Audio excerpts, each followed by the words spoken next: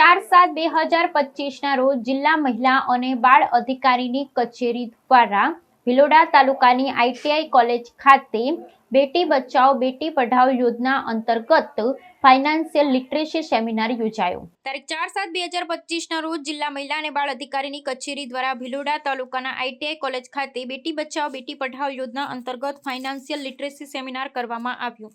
આજના કાર્યક્રમની શરૂઆત મહેમાનશ્રીઓ દ્વારા દીપ પ્રાગટ્ય દ્વારા કરવામાં આવ્યું। આજના કાર્યક્રમમાં શ્રી નલિન કુમાર ચૌધરી દ્વારા ઉપસ્થિત દીકરીઓને બેન્કિંગ ક્ષેત્રની જાણકારી આપી બેંકમાં રોકાણ કઈ રીતે કરી શકાય તેમજ FD વીમા યોજના તમામની વિસ્તૃતમાં જાણકારી આપવામાં આવી।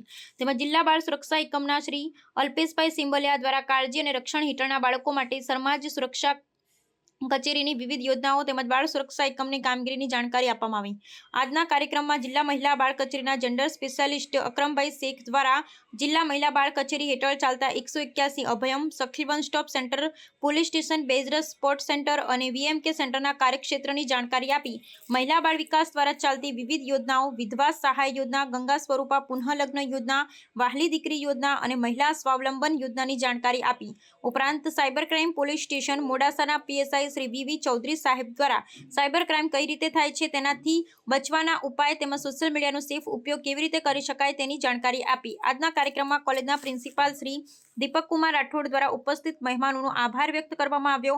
સમગ્ર કાર્યક્રમનું આયોજન રાધાબેન સોની દ્વારા કરવામાં આવ્યું જેમાં કોલેજના સ્ટાફ દ્વારા ખૂબ મદદરૂપ થઈ કાર્યક્રમને સફળતાપૂર્વક પૂર્ણ કરવામાં આવ્યો।